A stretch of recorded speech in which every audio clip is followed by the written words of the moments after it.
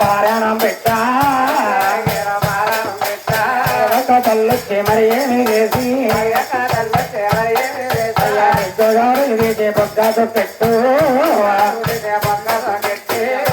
తల్లమ్మ మరి ఏమి చేసి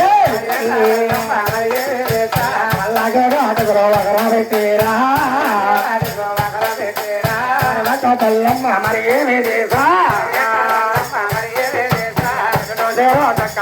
కొట్టిట్టా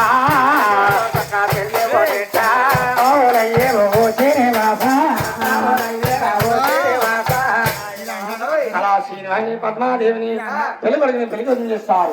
నాయన ఎప్పుడైతే పెళ్లి కొడుకుని పెళ్లి కొడుకుని చేసారో అమ్మా చూసేరా అమ్మా ఈ శ్రీనివారి పద్మాదేవి కళ్యాణం చేసుకోవాలంటే పెళ్లి పేర్ల మీద ఎప్పుడైతే కూర్చోబెట్టారు నాయన ఎప్పుడైతే పద్మాదేవిని శ్రీనివాసుని కూడా పెళ్లి పేర్ల మీద ఎవరు చూస్తారా అమ్మ కుమారుడు కొడుకున్న తాముని వారు చూసి నాయన లక్ష్మీదేవి వద్దకెళ్ళాడు. అమ్మా లక్ష్మీదేవి నీ నాదుడు నాయన అక్కడ పద్మాదేవిని కళ్యాణం చేసుకుంటున్నాడు. అలాగని లక్ష్మీదేవి దగ్గర చెప్పాడు. నాయన ఆ లక్ష్మీదేవి శ్రీనివాడి వద్ద వచ్చి ఏమంటుందయ్యా నాయదా నాదా పేనేశ్వర అయ్యా నాదాలో నాదా నా పేనాడు అయ్యయ్యో ఎంత పని చేసేవు నా పేనాడు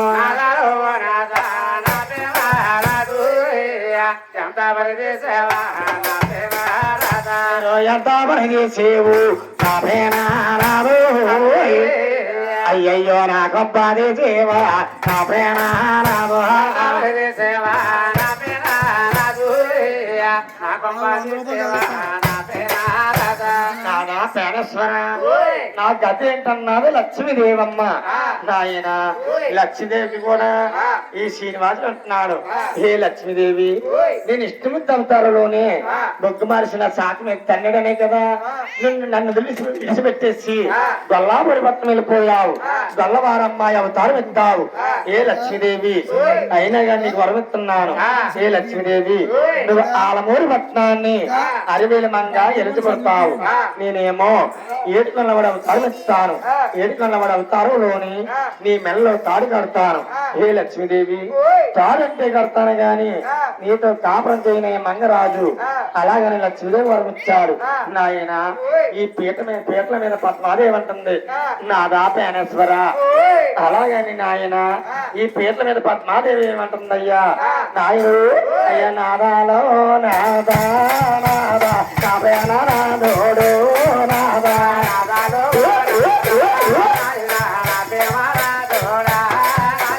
ఎంత పని చేసేవో నాదా నా పేనాడోడా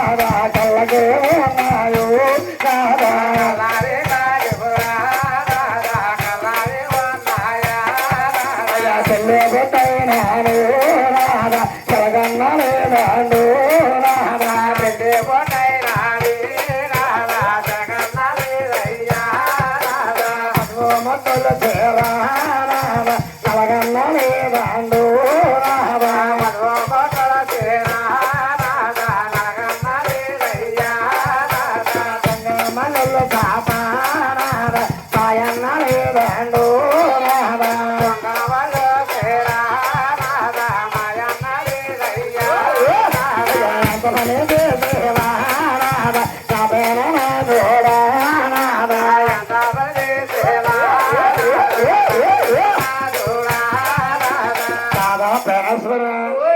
కథ ఏంటున్నది పద్మాదేవి. నాయన ఈ సినిమాని పద్మాదేవి కూడా వరమిస్తున్నాడు. హే పద్మాదేవి నీకు కూడా వరమిస్తున్నాను. హే పద్మాదేవి నువ్వు పాంచాల దేశాన్ని నువ్వు తొరకల అమ్మాయిగా పడతావు. నీకు ఇద్దరు అన్నగారు ఉంటారు. అడవులు తీసుకెళ్లి అల్లరి ముద్దుగా పెంచి ఉంటారు. హే పద్మాదేవి నేను ఏడుకున్న వాడు అవుతాడు లోని ఆ ఎడమలకు వచ్చి నేను ఆళ్ళ పాలన చూసుకుంటాను.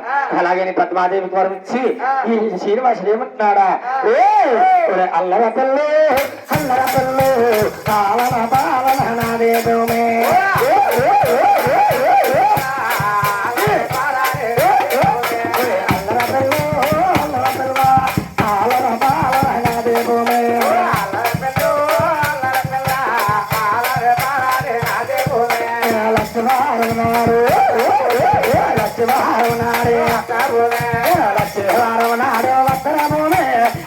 పువ్వుల మీద